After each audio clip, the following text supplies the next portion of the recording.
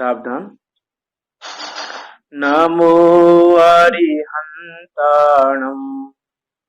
नमो सिद्धाणम् नमो आयर्याणम् नमो वज्रायाणम् नमो लोए सबसाहुनम्। मंगलम भगवान वीरो मंगलम गौतमो गणी मंगलम कुंद कुंदार्यो जैन धर्मोस्तु मंगलम। सर्व मंगल मांगल्यम सर्व कल्याण कारकम प्रदानम सर्व धर्मानां जैनम जयतु शासनम जैनम जयतु शासनम। मंगल में मंगल करन वीतराग विज्ञान नमो ताहि जाते भये अरिहंतादि महान। करि मंगल करियो महा ग्रंथ करन को काज जाते मिले समाज सब पावे निज पद राज पावे निज पद राज। मिथ्या भाव अभाव ते जो प्रगटे निज भाव मिथ्या भाव अभाव ते जो प्रगटे निज भाव सो जयवंत रहो सदा यही मोक्ष उपाय यही मोक्ष उपाय। आचार्य कल्प पंडित श्री टोडरमल जी, उनके द्वारा रचित ये अनुपम कृति मोक्षमय प्रकाशक जी जो कि 9 अधिकारों में निबद्ध है, उसके दूसरे अधिकार पर हमारी चर्चा चल रही है,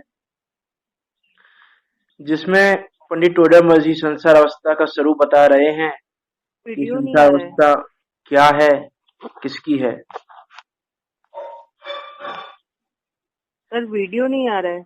नहीं, वीडियो नहीं आएगा, आप पीडीएफ ऑन कर लीजिए अपने में कॉल पे, तो अपने मोबाइल में पीडीएफ खोल सकते हैं आप। मतलब क्या और फिर कॉल वाला बटन दबाना है क्या? नहीं, इसको तो आप स्क्रीन को मिनिमाइज कर लीजिए और पीडीएफ खोल लीजिए। आप अपने मोबाइल में पीडीएफ खोल लीजिए, आपके मोबाइल में ग्रंथ हो यदि पीडीएफ ये वाली। अच्छा।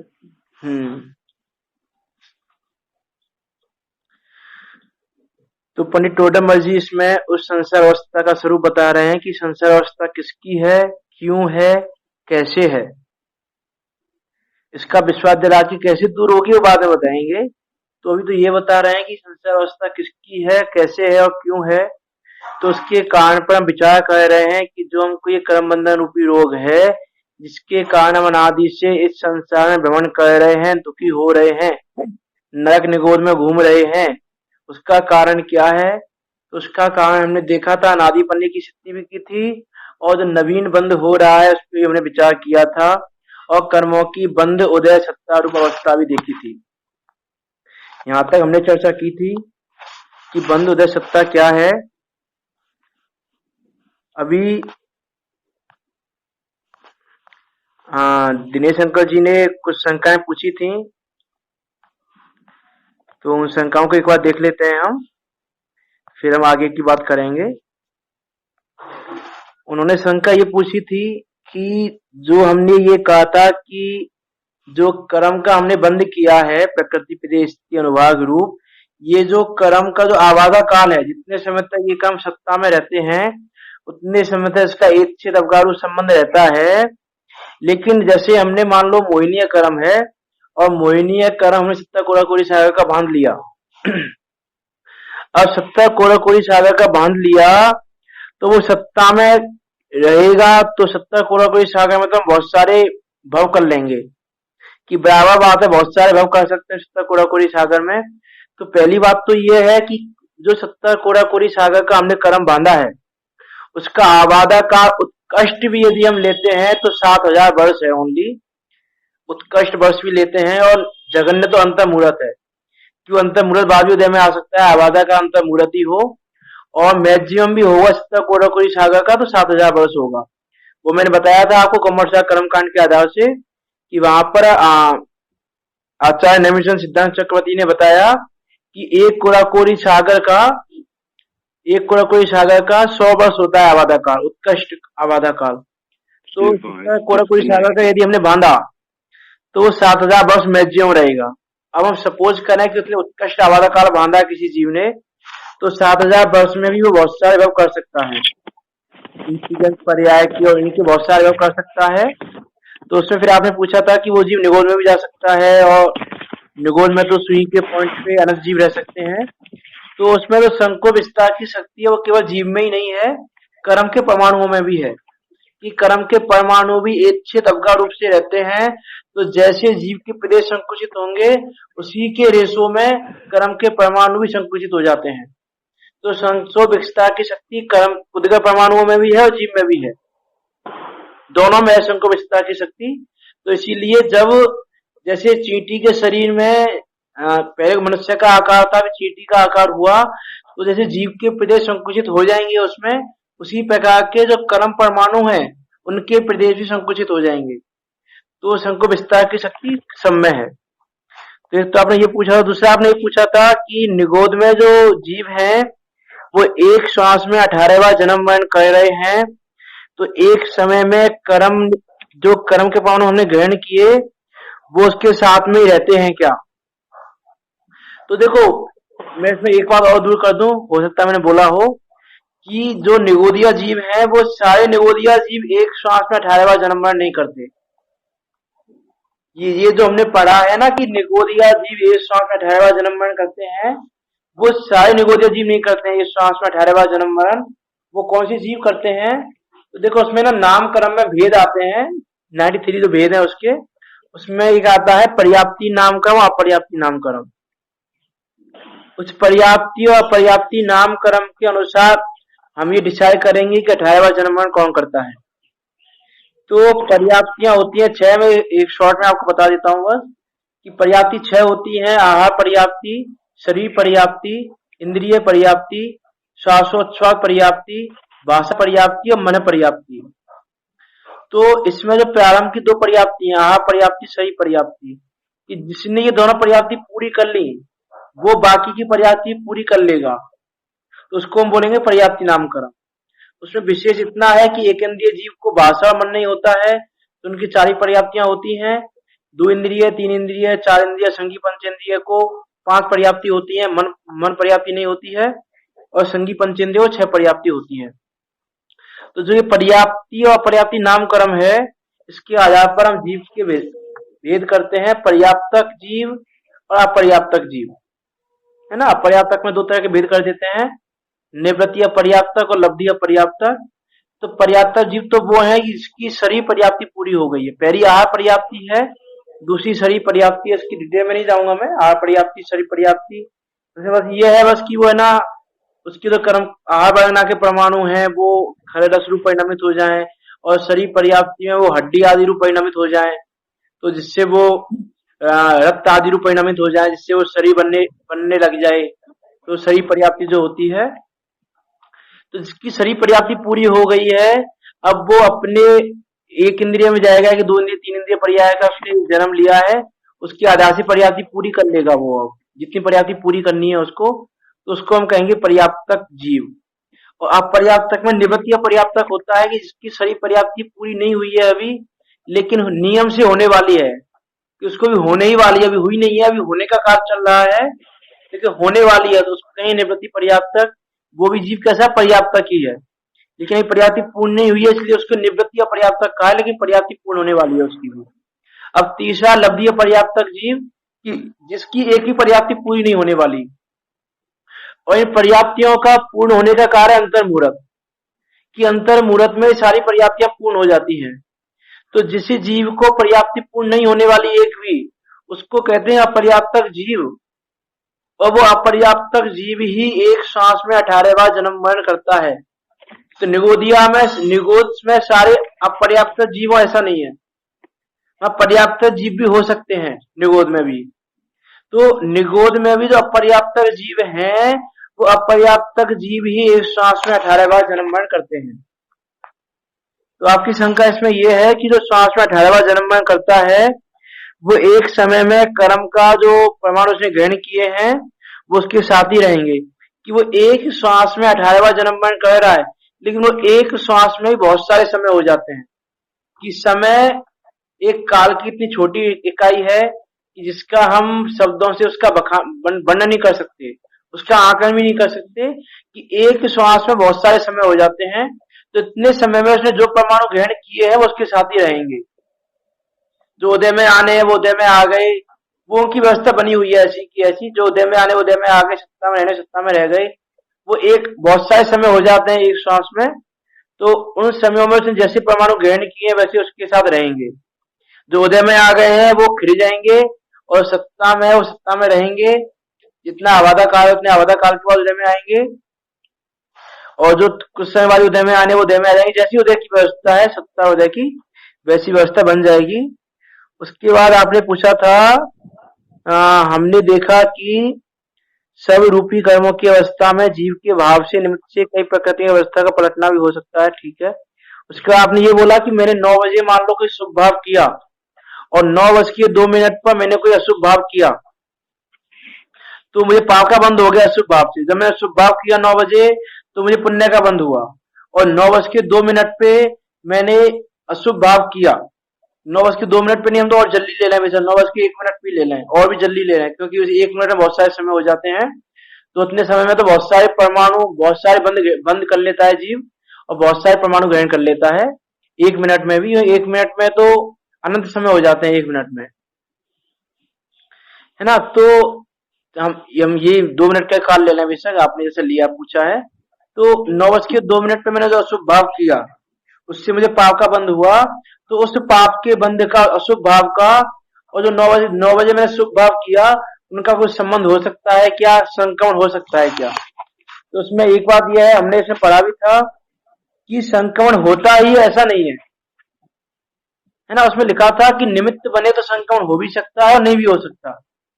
कि संक्रमण होता ही होता है ऐसा नियम नहीं है। संक्रमण हो भी सकता है, नहीं भी हो सकता। वो केवल भगवान जानते, हम नहीं जानते कि कब संक्रमण हो रहा है, कब संक्रमण नहीं हो रहा है ना। कि जैसे राजा सैनिक का जीव है, हमने उसका एग्जाम्पल लिया था उस समय भी, कि राजा सैनिक ने मुनिराज पर उपसर्ग के समय जो उसके परिणाम थे, उन परिणामों से उसने नरक गति का बंद कर लिया, 7वें नरक का। और उसके बाद जब उसने धर्माराधना में चित्त लगाया, सम्यक दर्शन आदि प्राप्त किया, उस समय उसकी वो तो 7वें नरक की स्थिति थी और बंद था, वो पहले नरक के रूप हो गया। तो उसने नहीं जाना, सैनिक ने नहीं जाना ये वाली चीज कि वो मेरा पहले 7वें नरक का बंद हुआ है, अब संक्रमण होके पहले नरक का हो गया है। कि वो केवल भगवान जानते हैं। अब केवल भगवान से पूछने जाए तो वो बता सकते हैं कि भाई आपने 9:02 पे तो शुभ भाव किया, उसका शुभ भाव से संक्रमण हुआ है कि नहीं हुआ है। हो भी सकता है, नहीं भी हो सकता। फिर उसमें दूसरी बात आपने ये पूछी कि यदि मेरे शुभ भाव का जो बंधन है, पुण्य बंधन है, वो दूसरे समय के अशुभ भाव से बदल जाता है, तो नए समय में नया बंधन हुआ ही नहीं। तो ऐसा नहीं है कि बंधन तो वो नया भी हुआ है, कि नया बंधन हुआ है, कि नए बंधन, जैसे आपने अशुभ भाव किया अभी 9:02 पे, तो अशुभ भाव जो किया उससे पाप का बंध तो उससे हुआ ही हुआ। लेकिन जो पहले पुण्य बंध किया था, उसके परमाणु भी यदि संक्रमण हुआ हो तो पाप रूप होके पाप रूप परिणमित हो जाएंगे। लेकिन ऐसा ही है कि नए पे बंद नहीं हुआ, नए पे तो बंद हुआ ही हुआ है। मीन्स इसको यदि और तरीके से लें कि नए का तो बंद हमने कर लिया, मतलब तो नए परमाणु हमने ग्रहण किए हैं, वो तो हमारे साथ बंध ही गए। लेकिन जो पुराने परमाणु बंधे हुए हैं, वो भी अब पाप रूप हो गए, तो वो भी पाप का फल देंगे। तो नए परमाणु बंधे वो भी पाप का फल देंगे, और जो पुराने परमाणु हमने बांधे थे, उनका संक्रमण हो गया हो, तो वो भी पाप का फल देंगे। तो बंधन तो प्रति समय हो रहा है, ऐसा नहीं है कि वो बदल रहे हैं तो नया बंधन नहीं हो रहा है। नए कर्म परमाणु तो आ ही रहे हैं, नए कर्म परमाणु का बंधन तो हो ही रहा है। उसमें ऐसा कह सकते हैं हम, जैसे मान लो 9 बजे हमने शुभ भाव किया, तो 9 बजे हमने मान लो 10 परमाणु ग्रहण किए, उदाहरण यदि हम लें ऐसा कि हमने कर्म के 10 परमाणु ग्रहण किए जो पुण्य रूप थे। अब 9:02 पर हमने अशुभ भाव किया, तो उस समय हमने पाप बंध के अशुभ भाव के 10 परमाणु ग्रहण किए, मान लो 10 परमाणु हमने पाप बंध के ग्रहण कर लिए। तो यदि संक्रमण हुआ हो तो जो पुराने 10 परमाणु हैं वो भी पाप रूप हो जाएंगे, तो टोटल 20 परमाणु हो जाएंगे तुम्हारे पास पाप के। 10 परमाणु जो अभी ग्रहण किए हैं और 10 परमाणु जो पहले थे वो भी पाप रूप हो गए, है ना। और नहीं हुए हो तो 10 परमाणु पाप के हैं, 10 परमाणु पुण्य के हैं। वो जब जैसा उदय में आएगा आवादा काल को छोड़ के वो वैसा फल देगा। तो बंद तो प्रति समय हो रहा है कि उसमें बदल गया, इसका नहीं है कि नया नहीं आया हो। वो 10 परमाणु पुण्य वाले पाप में बदल गए, इसका मतलब ये नहीं है कि नए परमाणु ग्रहण नहीं किए हैं, नए परमाणु भी ग्रहण किए हैं, नए परमाणु भी ग्रहण किए हैं पाप रूप, वो भी पाप रूप कर लिए। और इन चीजों को हम नहीं जान सकते, इन चीजों को केवल भगवान ही जान सकते हैं। तो इसीलिए कहा जाता है कि प्रति समय आप तो अपने परिणामों का ध्यान रखिए, परिणामों को बिगाड़िए मत, कि कब किस प्रकृति का कहाँ संक्रमण हो जाए, कब कहाँ कैसा बंद हो जाए हम कुछ नहीं जानते। कब आयु का बंद होना है, कब कौन सा बंद हो रहा है वो हम नहीं जानते, वो ना हमारे ज्ञान में आ सकता है, वो केवल भगवान के ज्ञान में ही आता है। इसीलिए प्रति समय परमाणु परिणामों का ख्याल रखने का कहा जाता है। यदि ऐसा होता, यदि हमको पता चल जाता कि भाई अभी हमारी आयु का बंद होना है, तो सब जी उस समय परिणाम अच्छे कर लेते अपने कि आयु अच्छी बन जाएगी, या इस समय हमारा ये परिणाम बनना है, इस समय हमारा संक्रमण होना है, तो इस समय शुभ भाव कर लेते हैं, इससे पुराने अशुभ भाव भी शुभ रूप हो जाए। तो ये संक्रमण की व्यवस्था या बंधने की व्यवस्था है, वो कहाँ कैसी है वो हम नहीं जानते, वो केवल भगवान के ज्ञान का विषय है। इसलिए हम तो प्रति समय, हमारा काम तो ये है कि प्रति समय अपने परिणामों की संभाल रखें। उसके बाद आपने पूछा था आगे देखा वैसा 70 कोरा कोरी, कि आगे देखा वैसे 70 कोरा कोरी सागर तक में तो हमारे असंभव होंगे जो आवादा काल में रहेंगे। तो आज के मेरे भाव के जो असंख्य भावों में कौन से भाव को बढ़ाना या कम करना, तो वही बात है उसकी भी कि उसको हम नहीं जानते कि कहाँ किस भाव को बढ़ाना, कहाँ किस भाव को कम करना, उसको केवल भगवान ही जान सकते हैं। हमें तो प्रतिशय परिणामों की संभाल रखनी है। उसके बाद आपने अगला क्वेश्चन पूछा था कि क्विज 5 में क्वेश्चन नंबर आया था, क्वेश्चन नंबर 3 का चौथा, उसमें आया था कि किसी कर्म की कम स्थिति बंद ज्यादा अनुवाद में बदल सकता है या नहीं, ऐसा सही गलत में क्वेश्चन आया था। तो और पुस्तक हमने पढ़ा था कि प्रकृतियों की स्थिति अनुवाद ज्यादा कम हो सकते हैं, तो स्थिति में बदलेगी और अनुवाद में बदलेगा। स्थिति अनुवाद में नहीं बदलती, अनुवाद स्थिति में नहीं बदलता। तो यहाँ पर जो डाला स्थिति अनुवाद ज्यादा कम हो सकते हैं, तो स्थिति में ज्यादा कम हो सकती है और अनुवाद में ज्यादा कम हो सकता है। तो स्थिति अनुवाद में नहीं जाएगा, अनुवाद स्थिति में नहीं जाएगा। तो उसका आंसर भी वो गलत था जो मैंने सेंटेंस दिया था कुछ में। बराबर। और उसके बाद आपने क्वेश्चन पूछा कि क्विज 5 में ये पूछा था कि क्या जीव अपनी इच्छा के अनुसार जैसा चाहे वैसा अपने शरीर को परिणमित कर सकता है। इसका जवाब आपको ग्रंथ में दिखाई नहीं दे रहा है स्पष्ट। तो कल जो हमने विषय लिया था, कल के विषय में हमने लिया था लास्ट में, हाँ जी, कि कल के विषय में हमने लिया था कि कभी शरीर की इच्छा के अनुसार जीव परिणमित होता है, 9 कर्म के स्वरूप में लिया था हमने। आप देख सकते हैं बाद में भी कि 9 कर्म के स्वरूप में हमने लिया था कि कभी जीव की इच्छा के अनुसार शरीर प्रवर्तता है, कभी शरीर की अवस्था के अनुसार जीव प्रवर्तता है, कभी जीव अन्यथा प्रवर्तता है, पुद्गल अन्यथा प्रवर्तता है। तो इसलिए हम कह सकते हैं कि शरीर का परिणाम जीव के अधीन नहीं है, जीव शरीर को परिणमित नहीं करा सकता। आपकी शंका हो गई आई थिंक सारी। धन्यवाद साहब। यदि और किसी को शंका हो तो पूछ सकते हैं, नहीं तो नया विषय स्टार्ट कर रहे हैं आज। अभी किसी की कोई शंका हो यहाँ तक के विषय में, कर्म बंधन का निदान पूरा हो गया था कल हमारा, तो अभी हम नया विषय लेंगे कि कर्म बंधन तो हमको ऐसे हो गया कि जैसे पंडित टोटमल जी ने लिखा था पहले कि वैद्य पहले रोग का निदान बताता है कि रोग कैसे हुआ है, और फिर उस रोग के कारण क्या क्या अवस्थाएं हो रही है वो बताता है। तो उसने हमको रोग का कारण तो बता दिया, तो हमको थोड़ी थोड़ी प्रतीति तो हो रही है कि हमको रोग है, लेकिन अभी पंडित टोटमल जी अवस्था बताएंगे कि जैसे वैद्य है वो रोग का कारण बताता है कि तुमको पेट में दर्द हो रहा है तो तुमने उल्टा सीधा खाया होगा या कुछ ऐसा किया होगा, ऐसा किया होगा, तो उसने वो कारण बता दिया। तो हमको थोड़ा लगा कि हाँ वैद्य जो है सही बता रहे हैं हमको, हमने ये खाया था उल्टा सीधा इसलिए पेट में दर्द हुआ होगा। लेकिन उसके बाद भी अब वो वैद्य ये बताएगा कि जब पेट में दर्द होता है तुम्हारे, तो तुम्हें बैठा नहीं जाता होगा, तुम पे खड़ा नहीं हुआ जाता होगा, तुमको इतना ज्यादा दर्द होता होगा, तुम दर्द में चीखते होगे, या तुमको दर्द बहुत कम होता होगा। तो अवस्था बताएगा कि उस रोग के कारण क्या अवस्था हो रही है।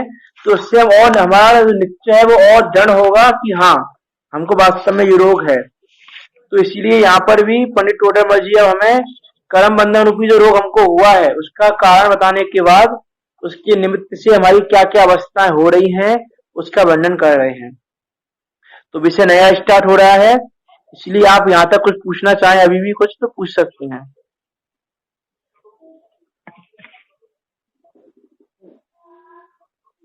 तो नया विषय लेते हैं, शंका नहीं है आपकी यदि तो इसमें आप सर ने पीडीएफ खोल ली होगी अपने मोबाइल में, नहीं हो तो फिर आज आप ऐसे पढ़ सकते हैं, कल से पीडीएफ खोल लेना। इसमें पेज नंबर है 32 ग्रंथ का और पीडीएफ का पेज नंबर है 49। कि जिनके पास पीडीएफ हो तो वो खोल सकते हैं। कि कर्म बंधन रूप रोग के निमित्त से होने वाली जीव की अवस्था, कि जो कर्म बंधन रूपी रोग हुआ है जीव को, उसके निमित्त से जीव की क्या क्या अवस्थाएं हो रही हैं। तो इसे कर्म बंधन रूपी रोग के निमित्त से जीव की कैसी अवस्था हो रही है सो कहते हैं। कि रोग के निमित्त से जीव की कैसी अवस्था हो रही है सो कहते हैं। तो कर्म कितने हैं? 8। ज्ञानावरण, दर्शनावरण, मोहिनीय, अंतरा, वेदनीय, आयु, नाम और गोत्र। इन सब कर्मों का पृथक पृथक बताएंगे वो कि किस कर्म की वजह से जीव की क्या अवस्था हो रही है।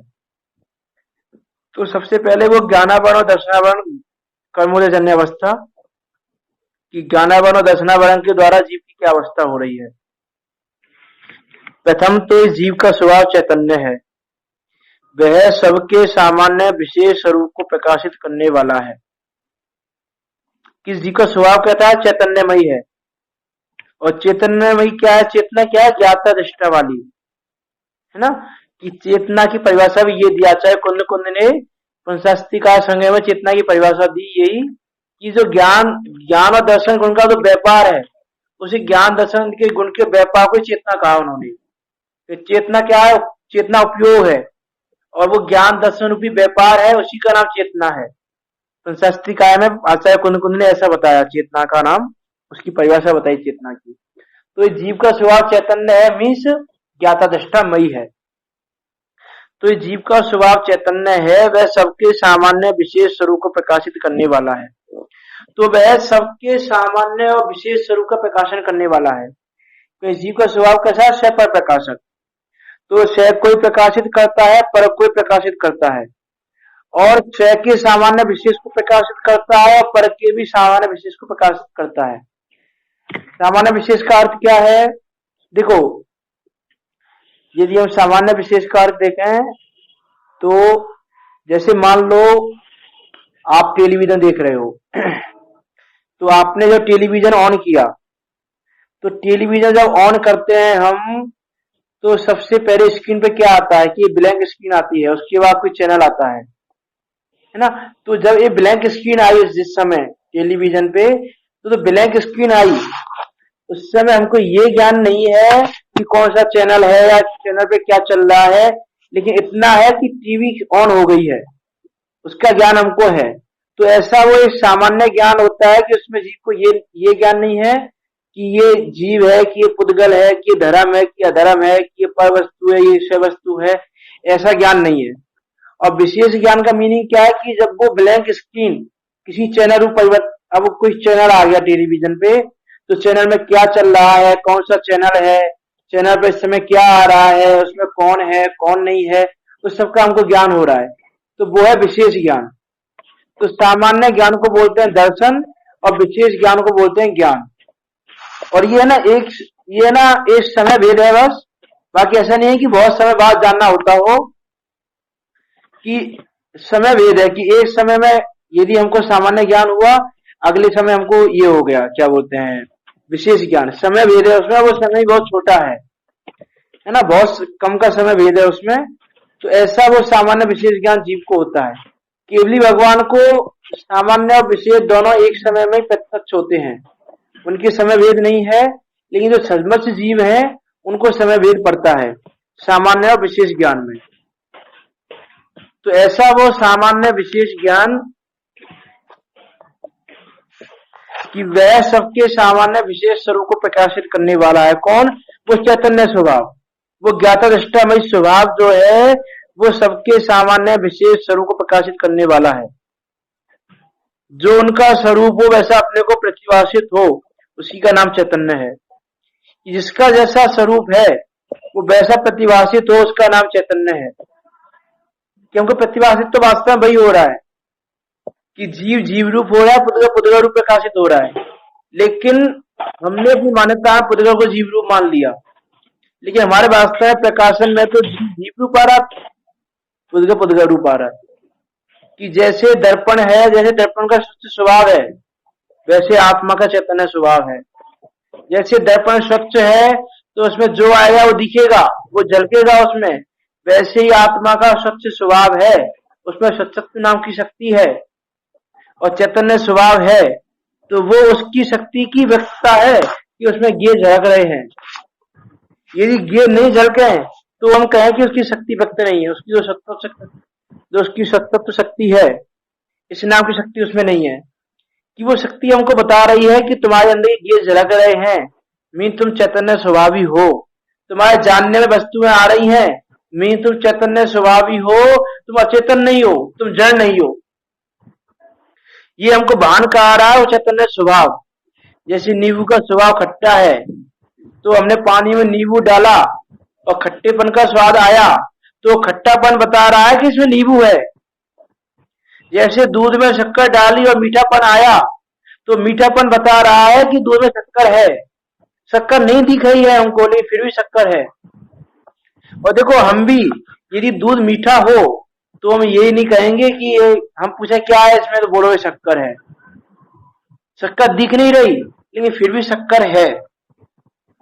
जैसे सब्जी में खारापन आया तो हमने कह दिया कि इसमें नमक है, चाहे दिख नहीं रहा है।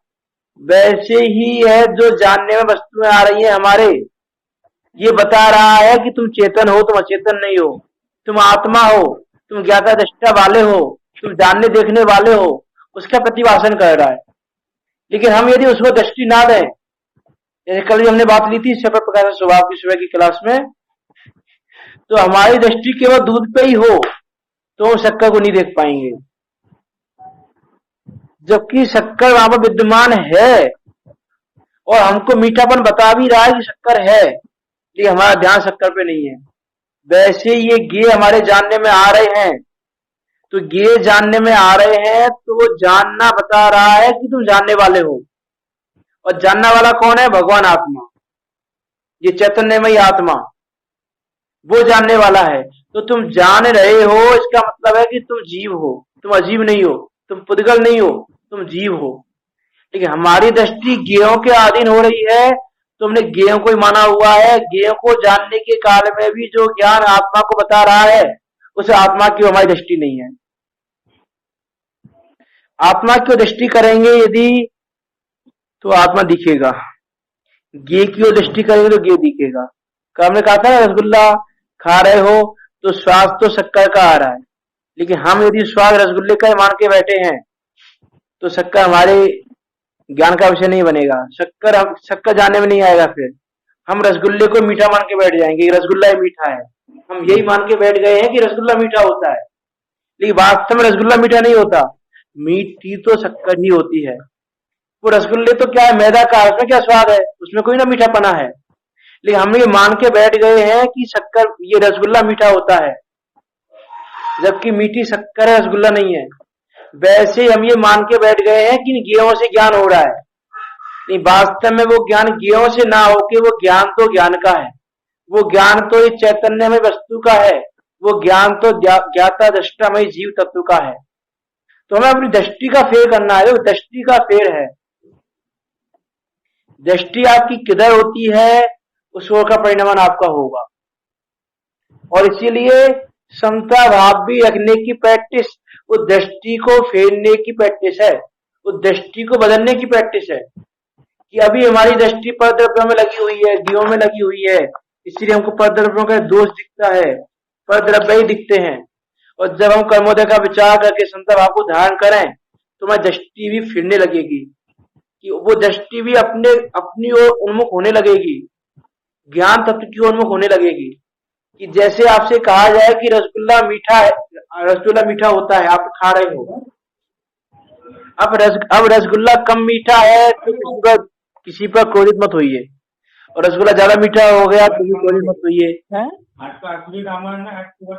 ये आप म्यूट कर लीजिए, आप सब, आपकी आवाज आ रही है इधर, आप म्यूट कर लीजिए सब, म्यूट का बटन है उसमें, तो म्यूट कर लीजिए।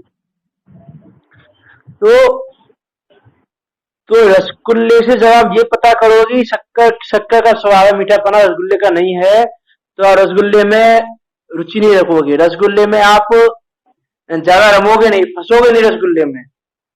वैसे यदि आप ज्ञान से बुद्धि को मोड़ोगे कि ज्ञान तो ज्ञान से हो रहा है, ये ज्ञान से नहीं हो रहा है, ये ज्ञ मुझको ज्ञान नहीं करा रहे हैं, ज्ञ मुझको परिणमित नहीं करा रहे हैं, मेरा परिणाम मेरे अधीन हो रहा है, और ऐसा यदि आप संतान रखने का पुरुषार्थ करोगे तो वो दृष्टि पर से हटके स्वयं की ओर आने लगेगी, और धीरे धीरे आती आती आती एक दिन स्वयं में ही आ जाएगी, पर हट जाएगा पूरा, एक साथ नहीं हटेगा, पर धीरे धीरे हटेगा। तो जो उनका स्वरूप हो वैसा अपने को प्रतिभाषित हो, उसी का नाम चैतन्य है। वहां सामान्य स्वरूप प्रतिभाषित होने का नाम दर्शन है, और विशेष स्वरूप प्रतिभाषित होने का नाम ज्ञान है। जो सामान्यपना प्रतिभाषित हो रहा है, सामान्यपना जानने में आ रहा है, उसका नाम दर्शन है, और जो विशेषपना जानने में आ रहा है उसका नाम ज्ञान है। ऐसे स्वभाव द्वारा त्रिकारवर्ती सर्व गुण पर्याय सहित सर्व पदार्थों को प्रत्यक्ष युगपत बिना किसी सहायता के देखे जाने, ऐसी शक्ति आत्मा में सदा काल है। कि ऐसी शक्ति आत्मा में ऐसा नहीं आज ही आए या आएगी, सदा काल है। ऐसा नहीं कि तुम दृष्टि करोगे तभी आएगी, सदा काल है। ऐसी शक्ति वर्तमान में तुम्हें विद्यमान है कि तुम त्रिकालवर्ती सर्वगुण पर्यायों को, सब द्रव्यों को युगपत विशेष पने युगपत प्रत्यक्ष एक समय में देख सकते हो। ऐसी शक्ति तुम में सदा काल विद्यमान है, भूतकाल में भी थी, आज भी है और भविष्य में भी रहेगी।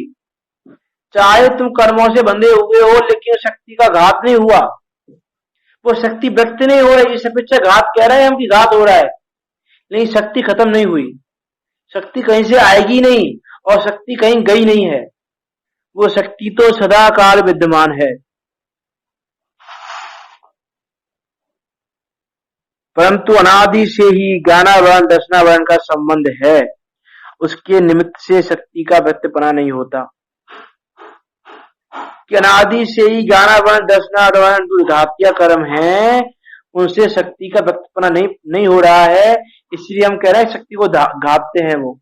इसलिए कहा ना कि घातिया कर्म जीव के स्वभाव का घात करते हैं, इसलिए कहा नहीं, वास्तव में जीव के स्वभाव का घात नहीं करते वो। उन कर्मों के क्षयोपशम से किंचित मति ज्ञान श्रुति ज्ञान पाया जाता है। अब उन कर्मों का जैसा क्षयोपशम होता है, उस क्षयोपशम के आधार से किंचित मति ज्ञान श्रुति ज्ञान पाया जाता है और कदाचित अवधि ज्ञान पाया जाता है, असच्चु दर्शन पाया जाता है और कदाचित सच्चु दर्शन अवधि दर्शन ही पाया जाता है। कि ज्ञान से तो ज्ञानावरण के क्षयोपशम से तो मति ज्ञान श्रुति ज्ञान पाया जाता है और कभी अवधि ज्ञान ही पाया जाता है, और दर्शनावरण के क्षयोपशम से असच्चु दर्शन पाया जाता है और कभी सच्चु दर्शन और अवधि दर्शन ही पाया जाता है ना। तो ये जो चीजें जानने में आ रही है उसके हमें इतना जानना यहाँ पर कि जो चैतन्यमयी स्वभाव है, ये चैतन्यमयी स्वभाव शह को भी जान रहा है, पर को भी जान रहा है, और विश्वास तुम शह का करोगे तो तुम संसार से तिर जाओगे, और शह का विश्वास नहीं करोगे संसार से नहीं तिरोगे। अरे जिस ज्ञानी ने अपने शह प्रकाश को समझा, शह प्रकाश को जाना हो, शह का आश्रय लिया हो, वो पुण्य के बीच में रहते हुए भी, भोगों की संपदा के बीच में रहते हुए भी उन भोगों को अपना नहीं मानता, उन भोगों में रमता नहीं है, उन भोगों में रचता पचता नहीं है, अपने स्वरूप को ही अपना मानता है, स्वयं को स्वयं मानता है, पर को पर मानता है कि सब जानने में आ रहा है, क्योंकि मेरा स्वभाव है स्वयं प्रकाशन, और स्वभाव तो नष्ट नहीं हो सकता। कि नींबू का स्वाद खट्टापन है वो तो खत्म नहीं हो सकता, वो स्वाद तो रहेगा। वैसे मेरा स्वभाव स्वयं पर प्रकाशक है, तो वो स्वयं का प्रकाशन करने के साथ साथ पर का भी प्रकाशन करेगा ही करेगा। इसीलिए ज्ञानी जीव भोगों के बीच में रहते हुए भी अपने स्वरूप का भान करता है, परतत्वों को पर मानता है। कहते हैं भरत जी घर में ही बैरागी, किसके बल पर? उसी के बल पर कि उनको स्वभाव का भान हुआ है कि मेरा स्वभाव स्वयं पर प्रकाशक है। और इस स्वभाव का जिसको भान ना हो, वो यदि मुनि भी हो जाए, सारे परिग्रहों का त्याग कर दे, भोगों का त्याग कर दे, लेकिन फिर भी वो ज्ञानी नहीं है। फिर भी वो परिग्रहधारी है, परिग्रह छोड़ने के बाद ही परिग्रहधारी है, क्योंकि उसने कसायों का परिग्रह नहीं छोड़ा है अभी, उसने मिथ्यात्व भी परिग्रह को नहीं छोड़ा है अभी। सबसे बड़ा परिग्रह मिथ्यात्व है। तो ऐसा वो साधु होने के बाद भी परिग्रही है, और एक ज्ञानी जीव है जो परिग्रह के बीच में रहते हुए भी परिग्रही नहीं है वास्तव में। उस मुनि अवस्था के अपेक्षा कहेंगे हम कि वो भी श्रावक अवस्था में है, अब उसके परिग्रह है, लेकिन उसमें उसका तो ममत्व भाव टूट गया है, उसके कारण वास्तव में उन परिग्रहों के प्रति उसकी लालसा नहीं है, उन परिग्रहों में रच नहीं रहा, पच नहीं रहा है।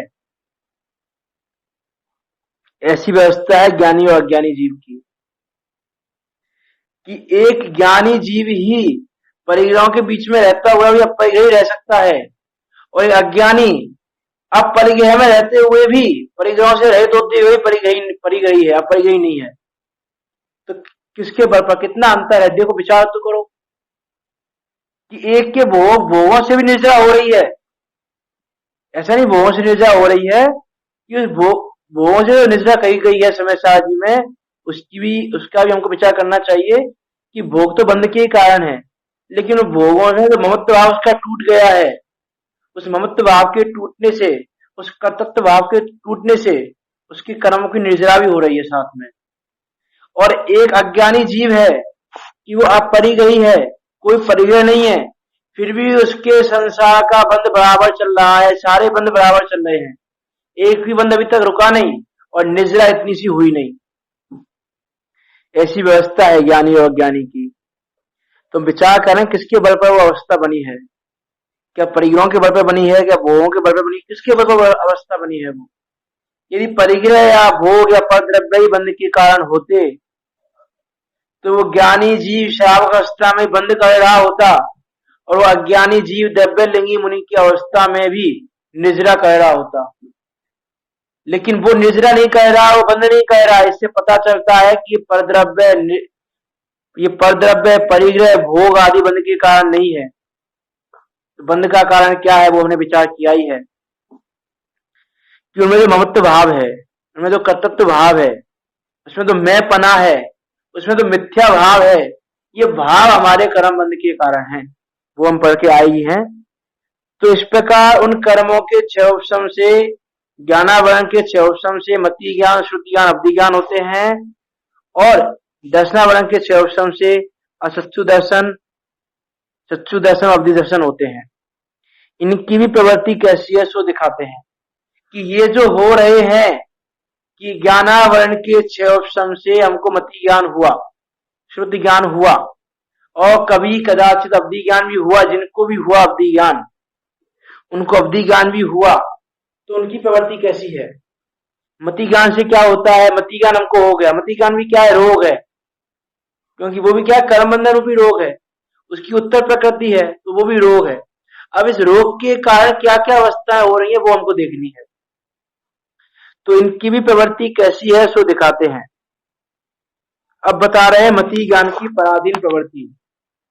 ये जो मति ज्ञान है वो कितना पराधीन है।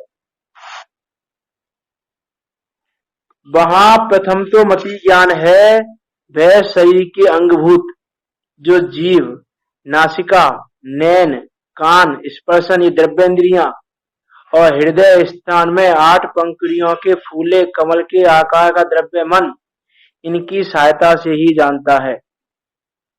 एक तो कमजोरी यही बता दी कि जो मति ज्ञान है वो इनकी सहायता से जानता है। उसको द्रव्येंद्रियां भी चाहिए, द्रव्य मन भी चाहिए। द्रव्य इंद्रियों और द्रव्य मन की सहायता से जानता है। और देखो ये कहा जा रहा है कि वो इंद्रियों से जानता है, तो जान तो अपने ज्ञान से ही रहा है, लेकिन इंद्रियों की सहायता से जान रहा है। इंद्रियों के बिना नहीं जान सकता। कैसे नहीं जान सकता? देखो इसमें एग्जाम्पल दे रहे हैं पंडित जी। जैसे जिसकी दृष्टि मंद हो वह अपने नेत्र द्वारा ही देखता है, परंतु चश्मा लगाने पर ही देखता है, बिना चश्मे के नहीं देख सकता। उसी प्रकार आत्मा का ज्ञान मंद है, वह अपने ज्ञान से ही जानता है, परंतु द्रव्य इंद्रियों मन का संबंध होने पर ही जानता है, उनके बिना नहीं जान सकता। कि जिसकी दृष्टि कमजोर हो गई, जिसकी आंखें कमजोर हो गई हैं, जिसको दिखाई नहीं दे रहा है, वो चश्मा लगा के देखता है। लेकिन देखता किससे है? कि देखता तो अपनी आंखों से ही है, वो चश्मा दिखाने वाला नहीं है। यदि वो दिखाने वाला हो तो उसको आंखों से हटाओ और फिर उससे वो देख के बताए कोई चीज, कि नहीं देखेगा, क्योंकि देख तो हम आंखों से ही रहे हैं, लेकिन उस चश्मे की सहायता से देख रहे हैं, उसके बिना नहीं देख सकते। हमारी आंखें इतनी कमजोर हो गई हैं कि हम चश्मे की सहायता से देख सकते हैं, उसके बिना नहीं देख सकते, लेकिन वास्तव में देख तो आंखों से ही रहे हैं। उसी प्रकार अभी हमारे ज्ञान का चौसम ऐसा है, वो ज्ञान हमारा इतना मंद है कि हम उसको देख नहीं सकते, लेकिन इंद्रियों मन की सहायता से जान सकते हैं। कि हमारा ज्ञान इतना मंद है, लेकिन जानना ज्ञान से हो रहा है। यदि वो इंद्रियां और मन ही जानने वाली हो तो डेड बॉडी पर ही है, उसके भी जीभ भी है, उसके नासिका भी है, आंखें भी है, कान भी है, स्पर्शन इंद्रिय भी है, सब कुछ है उसके। वो क्यों नहीं जान रहा है कुछ? है ना, जैसे चश्मे को आंख से हटा दिया, अब वो खुद देख के होता है कि नहीं देख सकता। वैसे ही जो डेड बॉडी है उसकी वो द्रव्य इंद्रियां हैं, इन द्रव्य इंद्रियां होने के बाद भी, कि द्रव्य इंद्रियां होने के बाद भी वो नहीं देख रहे हैं। कि द्रव्य इंद्रियां हैं, इन द्रव्य इंद्रियां होने के बाद भी डेड बॉडी नहीं देख रही है, नहीं जान रही है। तो फिर हमसे पता इससे निश्चय होता है वास्तव में कि हम जानने वाला जो था वो चला गया इस शरीर से, इसलिए ऐसा हुआ है। यदि जानने वाला इस शरीर से नहीं गया होता तो ऐसा नहीं होता। कि जानने वाला इस शरीर से चला गया इसलिए ऐसा हो रहा है। इसीलिए जिसकी दृष्टि मंद हो वह अपने नेत्र द्वारा ही देखता है, परंतु चश्मा लगाने पर ही देखता है, बिना चश्मे के नहीं देख सकता। उसी प्रकार आत्मा का ज्ञान मंद है, वह अपने ज्ञान से ही जानता है, परंतु द्रव्य इंद्रिय तथा मन का संबंध होने पर ही जानता है, उनके बिना नहीं जान सकता। और जिस प्रकार नेत्र तो जैसे के तैसे हैं, परंतु चश्मे को दोष हुआ हो तो नहीं देख सकता, अथवा थोड़ा दिखता है या और का और दिखता है। कि जैसे आंखें तो जैसी है वैसी ही है, अब आंखों में तो कोई अंतर नहीं हुआ, लेकिन चश्मे को दोष हो गया कि मान लो उसके ग्लासेस पे कोई मिट्टी छा गई, है ना, कोई मिट्टी छा गई तो अब दिख नहीं रहा, कोई मिट्टी आ गई उस पे, या फिर उस पर कोई कलर आ गया, या फिर जैसे गिलास है, अब वो गिलास यदि हमारा उसके आगे कुछ आ गया, गिलास के आगे, या उसमें कुछ भी दोष हो गया, या गिलास टूट गया, मान लो गिलास में एक क्या बोलते हैं कि गिलास टूट गया हमारा यदि, तो गिलास के 2-3 टुकड़े हो गए, लेकिन गिलास अलग नहीं हुआ है अभी, है ना, तो गिलास में टुकड़े हो गए तो हमको कुछ का कुछ दिखेगा, सही नहीं दिखेगा हमको। तो वो सही नहीं दिखेगा तो आंख का दोष नहीं हुआ है ना, आंख तो जैसी की तैसी है, लेकिन चश्मे को दोष हुआ है, उसके कारण हमको जैसा है वास्तव में वैसा जानना नहीं हो रहा है। उसी प्रकार क्षयोपम तो जैसा का तैसा है, परंतु द्रव्य इंद्रिय तथा मन के परमाणु अन्यथा परिणामित हुए हों तो जान नहीं सकता, तो थोड़ा जानता था और का और जानता है।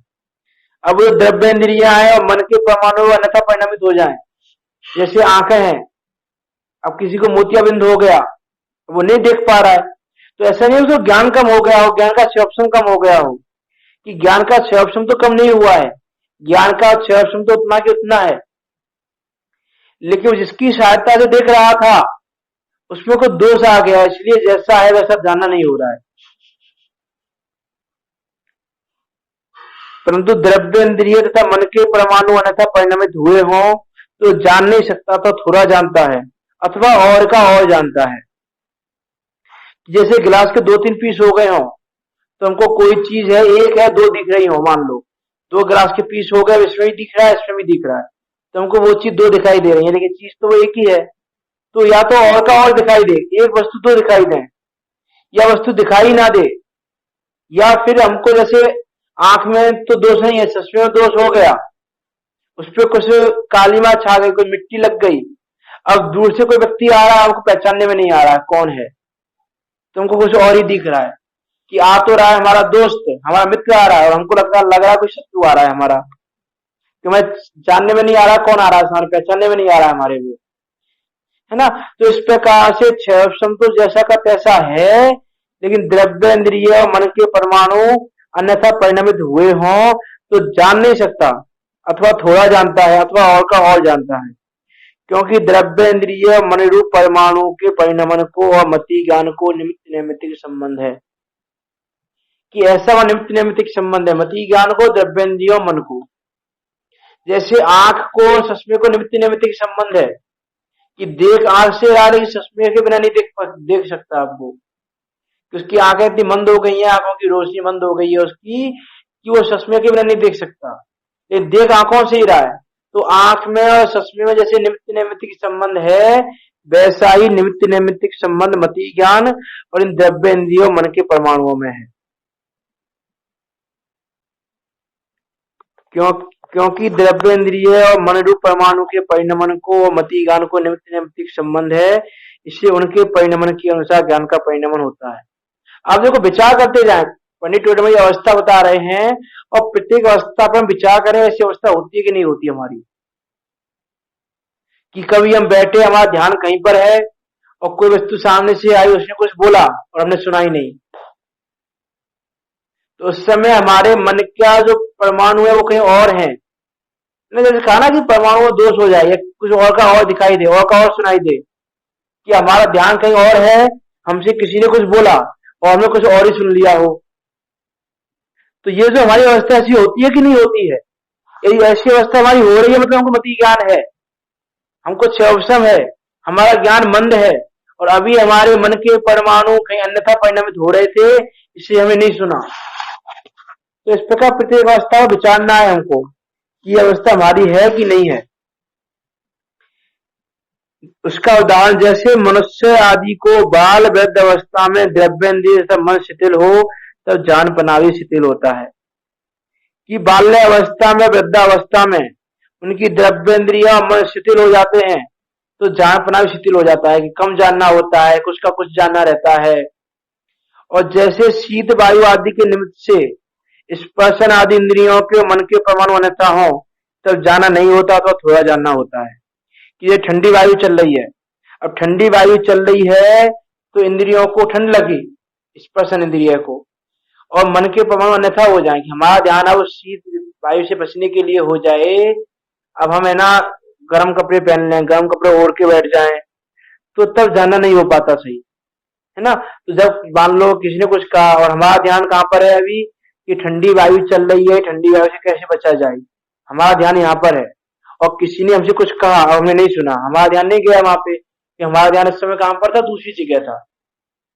तो ऐसा होता है, नहीं जानना होता तो थोड़ा जानना होता है। किसी ने कुछ कहा तो ये तो हमारे ध्यान में आ गया, कुछ कहा था, किसी ने हमें कुछ कहा था, लेकिन किसने कहा था, क्या कहा था, वो हमारे ध्यान में नहीं आ रहा है, अब उस समय हमारा ध्यान कहीं और था, तो जानना नहीं होता है, या फिर थोड़ा जानना होता है। इस प्रकार मति ज्ञान की प्रवृत्ति चल रही है। इस प्रकार उस ज्ञान को बाह्य द्रव्यों को भी निमित्त नैमित्तिक संबंध पाया जाता है, कि इस प्रकार उस ज्ञान को बाह्य द्रव्यों को निमित्त नैमित्तिक संबंध मिल रहा है।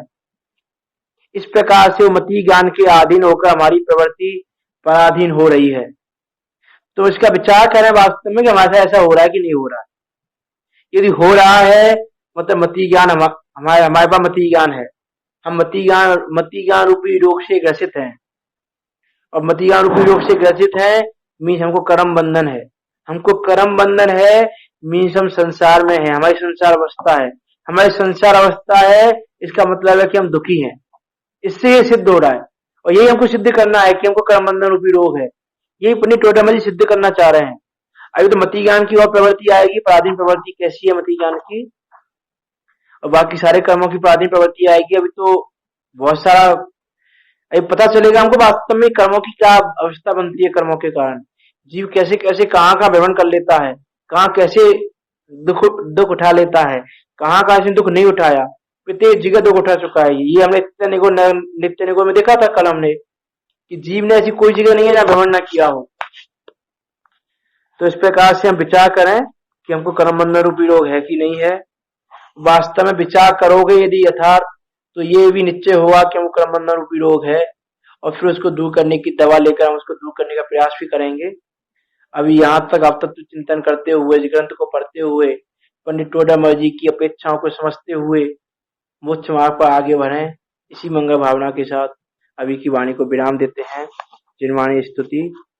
निज निधि निज में बताई, यह अनंत उपकार है।